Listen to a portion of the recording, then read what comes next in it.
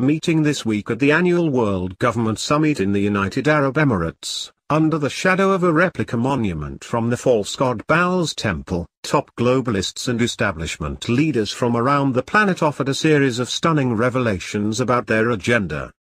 From the socialist new UN Secretary-General and the embattled boss of the International Monetary Fund to national government leaders and tax-funded crony capitalists, over 100 prominent speakers lectured thousands of attendees on the supposed necessity of globalism, multiculturalism, statism, big government, social engineering, sustainability, and more. One speaker, tax-funded billionaire Elon Musk, even claimed humans must merge with machines and governments must give everyone an income.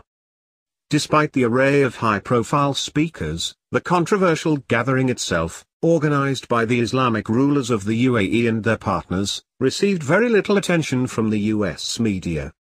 Ironically, some major US media organs such as the leftist CNN, dubbed fake news by US President Donald Trump, were listed among the World Government Summit's partners. Sky News was also on the list. Other listed partners included the UN, the IMF, the World Bank, the OECD, the World Economic Summit, and other key globalist organizations. Many of the leaders of those outfits actually spoke openly at the summit promoting globalism, big government, statism, and other ideas at odds with traditional American liberties, Judeo-Christian values, and the U.S. Constitution. The overarching agenda of the summit was on display clearly for all to see. Globalist bigwig Klaus Schwab, for example, the founder and chairman of the World Economic Forum in Davos, told attendees that governments should promote his vision of globalism and a global regulatory regime to deal with real and imagined problems. We have to unite our national and global efforts to overcome the challenges of nuclear energy and climate change that threaten humanity. We need to promote national identity and global citizenship, he declared. The role of governments in shaping the future of their citizens has never been as important as it is today. Whether governments should be shaping the future of their citizens in the first place was never discussed. UN Secretary-General Antonio Guterres, shown above, a Socialist Party politician and bureaucrat, similarly promoted statism and globalism in his keynote speech. Specifically, he argued that national independence was a relic of the past, while lamenting the fact that people no longer trust their rulers and the globalist organizations they established. In a world in which everything is global, in which the problems are global, from climate change to the movement of people, there is no way countries can do it by themselves, said Guterres, who helped spread socialism and engineer the tsunami of Islamic immigration into the West before taking his current post. We need global responses, and global responses need multilateral institutions able to play their role. Without explicitly saying it, the new UN boss also promoted the globalist effort to further empower third world regimes in global governance, at the expense of the US government and other traditional power brokers. There is a need also for deep reforms in global institutions, he said, using the same multipolar world order rhetoric that has become commonplace among dictators and even Western globalists. Reforms that have to do with power relations, namely in the case of the Security Council, or the way votes are distributed in international financial institutions. Of course, making the global governance regime more accountable to oppressive third world regimes such as Communist China and its allies has been a key effort of the totalitarian Socialist International that Guterres led prior to taking his current job. The SI has previously called for world government and global tyranny. Globalism and its new apparent cheerleader-in-chief, mass-murdering communist Chinese dictator Xi Jinping, were hot topics, too, according to reports about the summit. Many of the conversations that took place during the summit revealed the days of multilateralism are not over, explains Noah Gaffney Slaney in a blog post about the confab for the far-left Huffington Post, with the term multilateralism being synonymous with globalism. Xi Jinping's speech at Davos was frequently mentioned as an example of a commitment to globalization and global citizenship. Indeed, As globalism continues to march forward despite growing global resistance, the mask is increasingly coming off and the links to brutal totalitarianism are becoming clear. And one of the leading characters behind the process, Chinese tyrant Xi, has offered a great deal of insight into where this will all be going if humanity does not resist.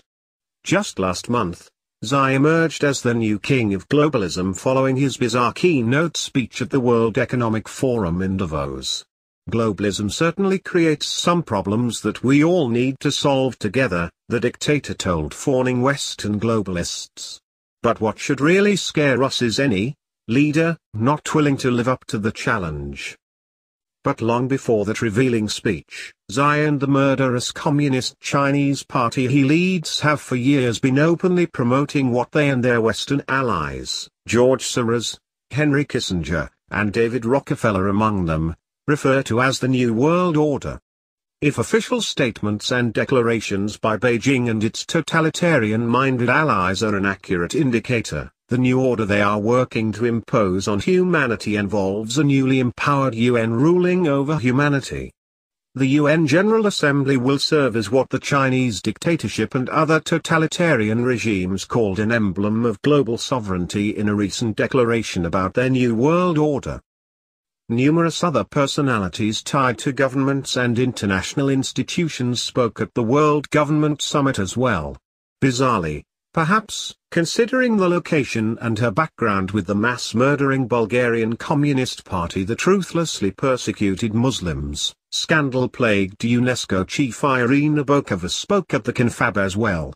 A number of current and former communist operatives, including Chinese communists, also spoke at the summit. So did UN Development Programme boss Helen Clark of New Zealand. Japanese Prime Minister Shinzo Abe, meanwhile, whose government enforces an incredibly strict immigration policy, touted a world that was becoming more culturally diverse. He called on governments to use this diversity as a pillar to enable economic growth based on innovation, whatever that means. Outside of government and tax-funded globalist international organizations, a number of allegedly private sector representatives also attended the World Government Summit. They pushed the same globalist agenda, but with some additional, and potentially terrifying, new twists. Billionaire businessman Elon Musk, for example, a self-styled entrepreneur who has been criticized for relying so heavily on government subsidies to fund his various schemes, pushed forward a number of important establishment talking points. Among other elements, he advocated the transformation of human beings into cyborgs, as well as a globalist scheme to have governments radically increase people's dependence on government by providing a universal basic income to everyone on the planet. According to Musk, big changes are coming in the economy, and so, many people will be unemployed in the future. As such, government must rescue them by providing for everyone a universal basic income, basically a technocrat's dream pushed for years by establishment globalists. I don't think we're going to have a choice, explained the tax-subsidized businessman involved in electric cars and space exploration. I think it's going to be necessary. There will be fewer and fewer jobs that a robot cannot do better. I think universal basic income will be necessary, but the much harder challenge is, how will people then have meaning? Perhaps the new waves of unemployed can find meaning to their lives by merging their brains with computers, literally, Musk suggested. I do think there is a path to having some sort of merger of biological intelligence and machine intelligence, Musk was quoted as saying. It's mostly about the bandwidth, the speed of the connection between your brain and the digital version of yourself, particularly output. Some high bandwidth interface to the brain will be something that helps achieve a symbiosis between human and machine intelligence and maybe solves the control problem and the usefulness problem. Those who refuse may become irrelevant. Another speaker at the summit whose work is funded by taxpayers and is closely tied to government was National Geographic fellow Dan Buettner, the man behind the controversial Blue Zones project. As the New American reported in 2015, The scheme pushes government-backed social engineering under the guise of promoting healthy living and longer lives. According to a news report published in Emirati media, Buettner told attendees about his research into longevity around the world, offering tips for how to live a long life based on his studies of populations with long lives. In the United States, his Blue Zones project continues expanding into communities and school districts, stirring controversy along the way.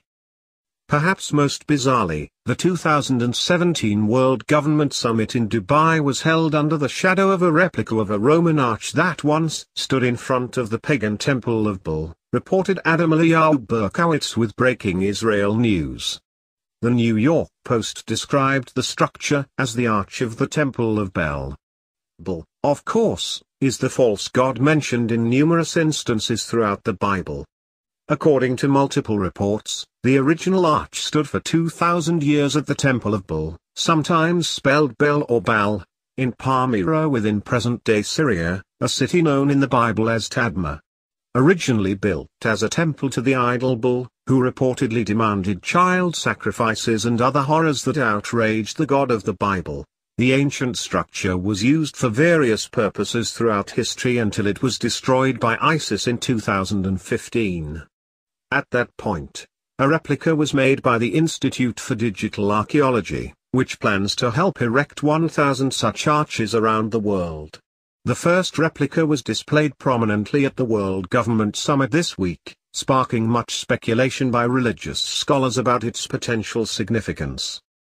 Despite the growing public revolt against globalism and statism across the West, most recently seen in Brexit and Trump's election, the globalist establishment clearly has no plans to let up or even slow down, as evidenced by the speeches offered at the World Government Summit this week by top peddlers of global governance. If liberty and self-government are to survive and thrive, then the agenda for technocratic planetary rule must be exposed and halted as quickly as possible. But with globalists increasingly dropping the mask when it comes to their true intentions, the time to do that